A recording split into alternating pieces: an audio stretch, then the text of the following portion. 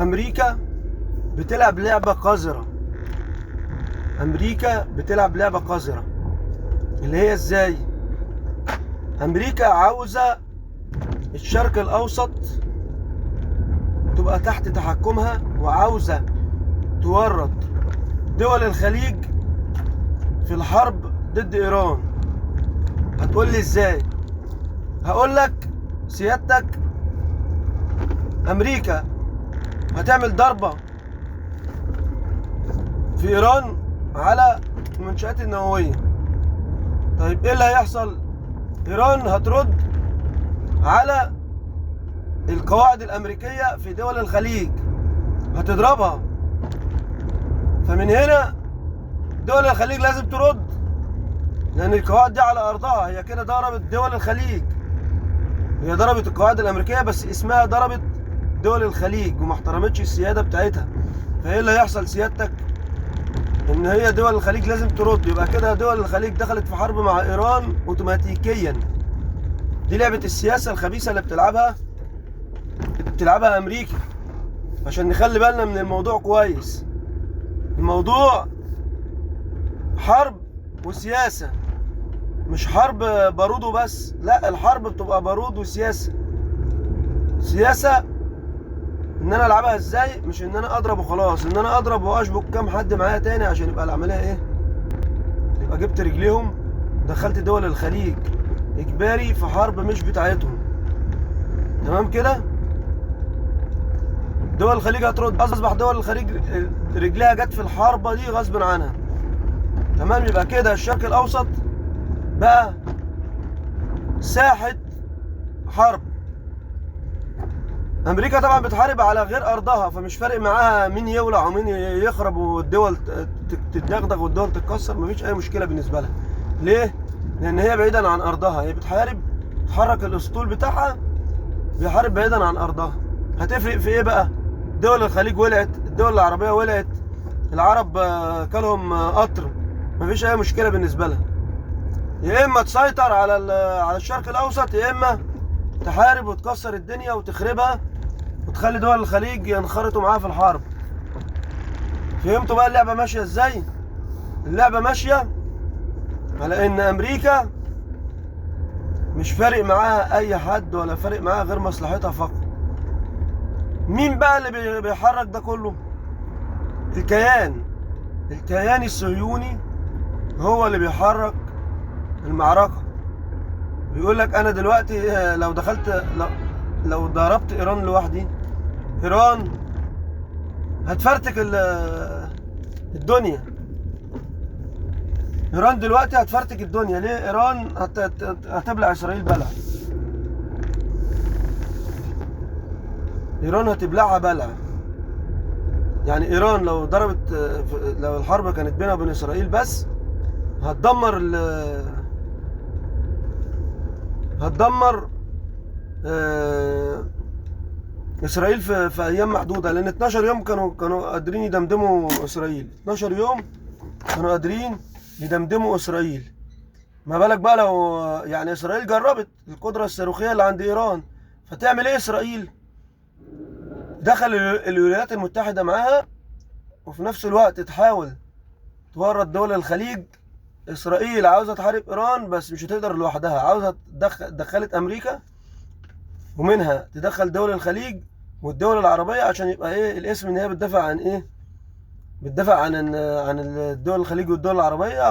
بما ان ايران لو امتلكت سلاح نووي هيبقى فيها خطوره علينا جميعا. فهي بتحاول تزق اي حد في المعركه، عشان هي مش هتقدر تعارك لوحديها. وامريكا طبعا عشان القواعد بتاعتها منتشره في الدول العربيه ودول الخليج، فايران هتضرب القواعد العسكريه الامريكيه اللي موجوده في دول الخليج والدول العربيه. ومن هنالك بقى تتم ايه الدفاعات. اللي طبعا الدول اللي هي الدول الخليجيه والدول العربيه اللي فيها قواعد امريكيه عندها دفاعات قويه جدا، وعندها طائرات حديثه جدا، وطائرات روسيه وطائرات صينيه. فاحنا بقى هنستخدم الطائرات الامريكيه اللي هي تخص اسرائيل وامريكا، وهنستخدم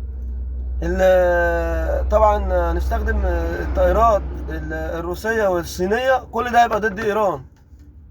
يبقى هي كده بتلعبها سياسة عشان تجر دول الخليج والدول العربية في الحرب، وفي نفس الوقت هي بتلعب سياسة عشان تجيب كل ال ال عشان تجيب كل جميع أنواع السلاح اللي في العالم هتحارب إيران. لأن أنت دلوقتي الدول العربية والدول الخليجية منوعة الأسلحة بتاعتها ومنوعة الطيران بتاعها الحديث والدفاعات الحديثة، فكده أنت بتشرك كل سلاح العالم ضد إيران.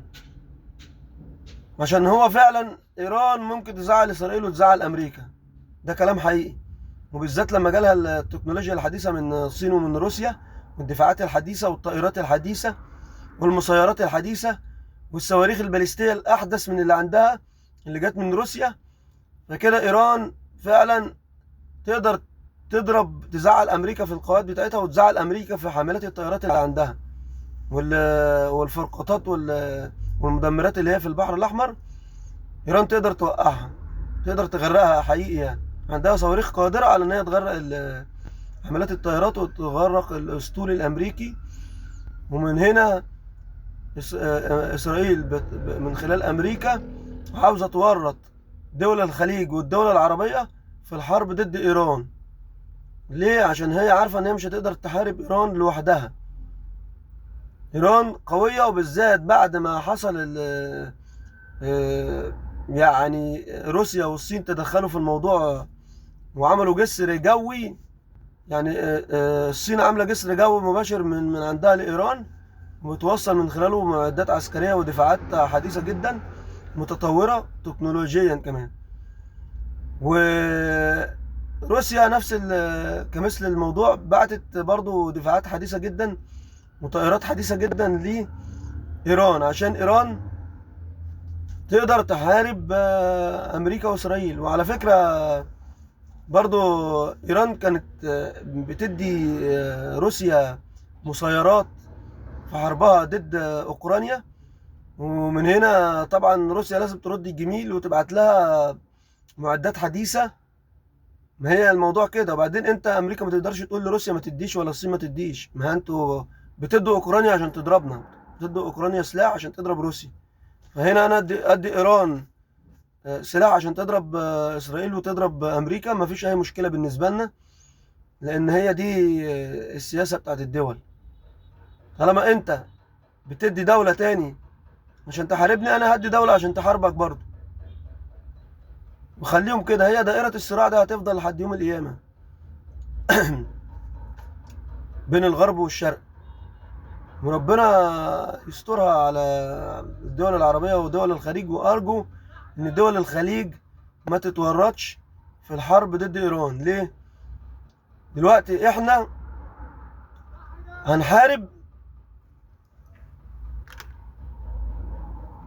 هنتورط في حرب كبيرة جدا مش هتخلص، لأن إيران بتحارب على المدى الطويل وما تفرقش معاها. إيران متعودة على الحرب. إيران قعدت تحارب العراق 8 سنين ولا في أي مشكلة. هم متعودين على كده وبيتعايشوا مع الحرب. احنا عاوزين دول الخليج تخلي بالها من الحتة دي كويس، إن لما يحصل القواعد اللي عندهم تتضرب، هي غلطة منهم أصلا إنهم عملوا قواعد أمريكية عندهم، فمعلش بقى يستحملوا وما يتجروش في الحرب دي. لو القواعد الأمريكية اتضربت عندهم، هم يبعدوا المواطنين بتوعهم عن القواعد الأمريكية مسافات بعيدة، بحيث اتضربت القواعد الأمريكية عندهم هم كأنهم مش هنا، ما يردوش ولا يقولك احنا ندافع عن السيادة والبتنجان. عشان انتوا أصلا لو عندكم سيادة ما كنتوش عملتوا قواعد عندكم. قواعد اتعملت عندكم غصب عنكم، يبقى صباح تتضرب بقى وتغور في داهية. عشان كده ايه الموضوع هيتطور ورجلكم هتيجي وانتوا مش قد ايران. انتوا اصلا لو عملتوا بقى فكره السياده والبتنجان اللي بتقولوا عليها، ايران هتشوحكم كام صاروخ هتزعلكم. فخليهم يشوحوا كام صاروخ للقواعد بس، وبعدوا انتوا المواطنين بتاعتكم عنها، وسيبهم يتصرفوا مع بعض. بلاش بقى كلمه السياده والبتنجان اللي انتوا عايشين فيها. انتوا عندكم سياده ولا عندكم نيله؟